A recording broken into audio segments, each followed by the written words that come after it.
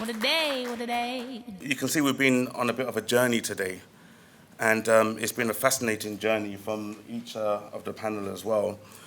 And it reminds me a little bit of my own journey, which I can just go into very briefly. I'm not going to go into too much detail, but I guess it was probably like more than 20 years ago when a friend of mine who'd been visiting, he left a book at my house, and when he left it, I picked it up, and after reading just a few pages, it really sort of changed the direction that I was going to be going into. Normally when people hear this story, they think, oh, it's the Quran. But in this case, it wasn't the Quran, it was a book on black history. But what happened is, from that book, it led me to read other books, and having read those books, eventually I came across the autobiography of Malcolm X, and that was when the path sort of changed a little bit for me. So now we became quite aware, the black people in my area, we became quite aware of needing to progress, as a community. So in that time, we looked at various things that were taking place in the area, and there was a group which was known as the Ansar cult, and it was a black group. I don't know if anyone's heard of them at all. Right, I guess you do. Now, they looked spectacular at the time because they were all dressed in like white Islamic garbs, and they were structured, they were disciplined, and people used to wonder, like, is this the direction for us? And I guess like the story of Ibrahim, where he was looking for the one to worship. So he used to look at the sun, for example, and then the sun would go down. Then he'd look at the moon, and the moon would go down. So it was a bit like us at that time. We were looking at, what's the direction for us? So we looked at this Ansar cult, and then what happened is we started to realize that they weren't the group because the leader, there was a lot of scandal around him, and they fell into disrepute. So that was it. We knew it wasn't them. And then the Nation of Islam came about, but obviously we know that they were around for a long time in America. But in the UK, they became prominent around 1990 or something like that. So everyone looked at the Nation of Islam, and again, it was like, wow, because we knew about Malcolm X, and we watched what they were doing. The structure was really impressive, like, the uniform, like the suit and the bow tie, they were like in their ranks, very disciplined, economic structure, all of that.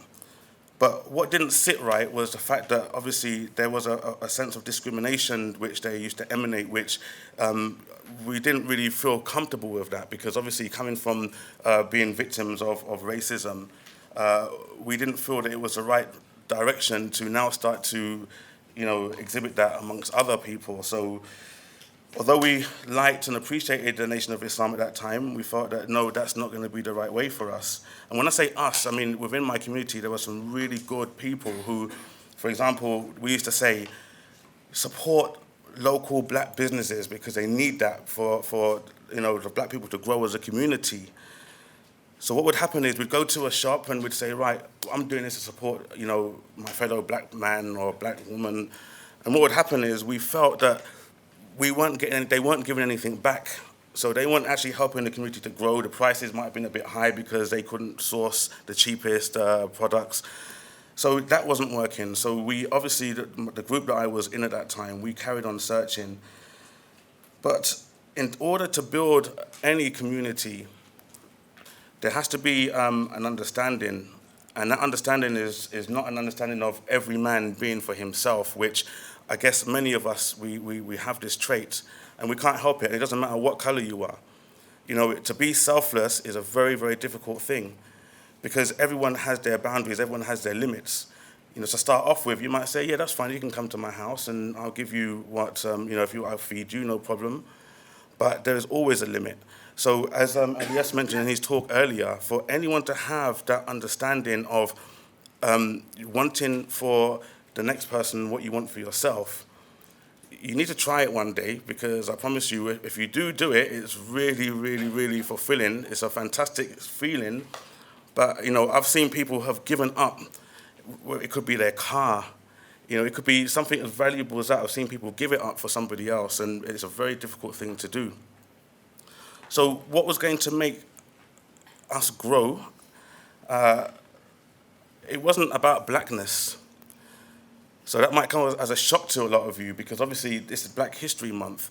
But for someone to look in the mirror, for example, and just say, you are great, you are the best thing that's ever happened, and that's purely because of the color of the skin, then this can obviously be quite dangerous as well.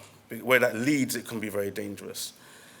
So yes, I, as a black man, I'm actually quite proud. I love being black, right? Does that sound strange to hear someone say something like that?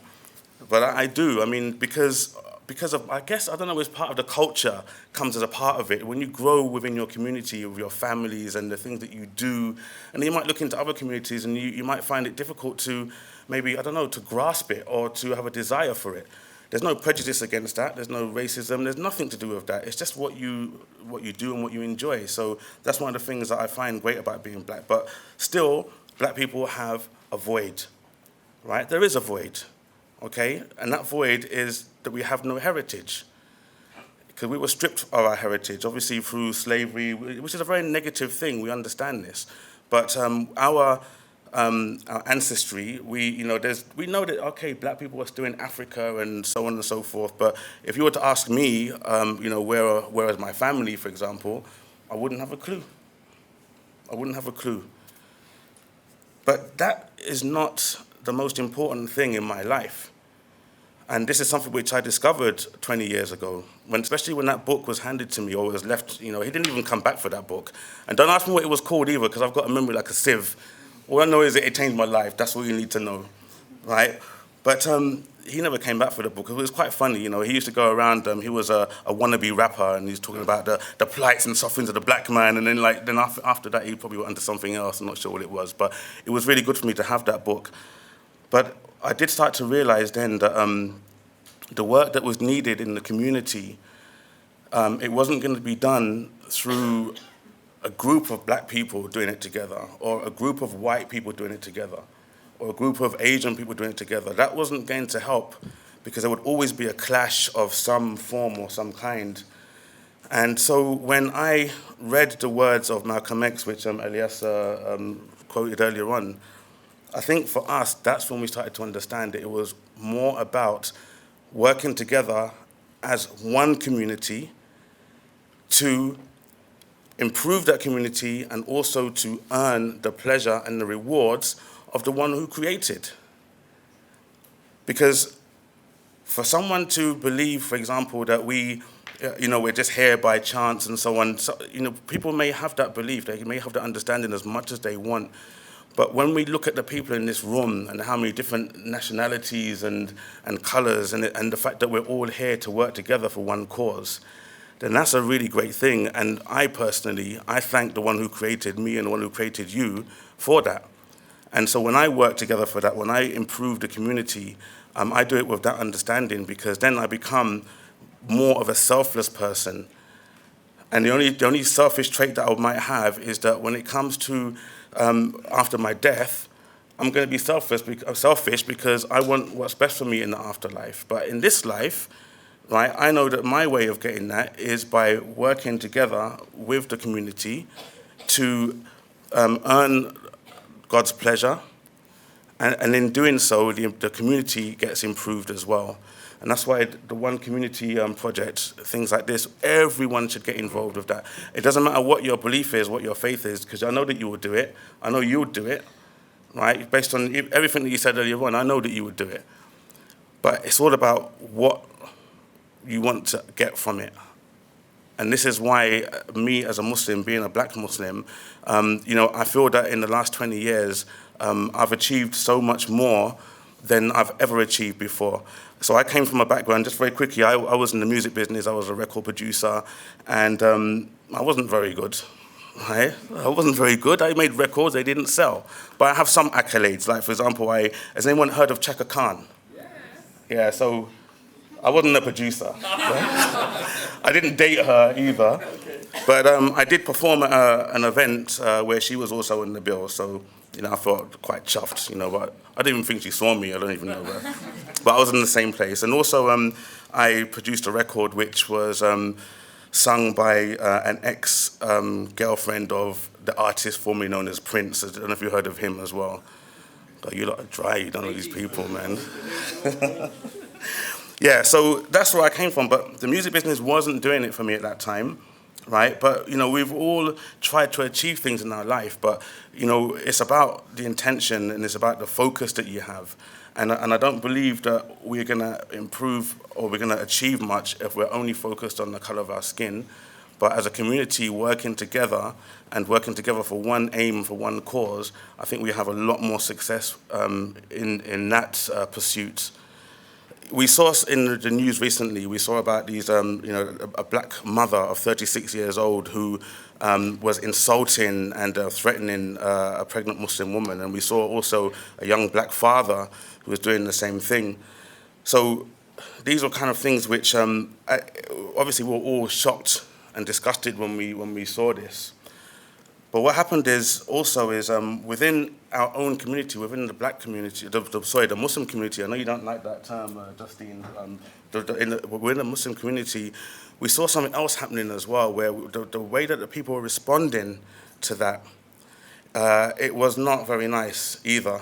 And it's almost a case that we forget, I guess, what we came from or what we came through. So in response to your question, too much focus. So yes, it's Black History Month for us to remember and for us to understand what we went through. And you'll find that there are many black people, whether they be Muslim or not, they may not want to focus too much on the negative. They may want to focus more on the positive. So some people might even say, don't address slavery too much. Talk about the black civilizations that came before, which I think one of our guests that didn't turn up, he was going to, he wasn't able to make it, but he was going to address that as well. So this is a great thing, but what we were trying to achieve today was not about, for example, just alienating another community or alienating other people. It was about working together, but within that, understanding. So, for example, you don't really get, in our community, in the Muslim community, you get like a mosque which might have more, Asians in that one, or one with more Arabs, but there's still a good way, they can still work together quite well. But thinking about what Malcolm X said, to understand that yes, it's good, we're black and we acknowledge that, we understand that and we love that fact, but too much focus on that, I think it can help you to lose focus. Right, too much, thinking about that too much, it means that now you start to feel, unfortunately, that a little bit better, or you start to feel a little arrogant even, and that doesn't work. It does not help in the building of a community. So although it's Black History Month, it's a good opportunity for us to celebrate the past civilizations. It's also a good opportunity for us to understand and to empathize with what's taken place as well. But we want to grow from this. Do you understand? So the message has to be, the narrative has to change a little bit because we want to grow from this. And this is why I mentioned that this is the way that I feel that we can do that. But brothers and sisters and friends, thank you very much. And hopefully we're going to get some more questions from you as well. Thank you. Take care. Assalamu alaikum. Oh, what a day. What a day. What a day.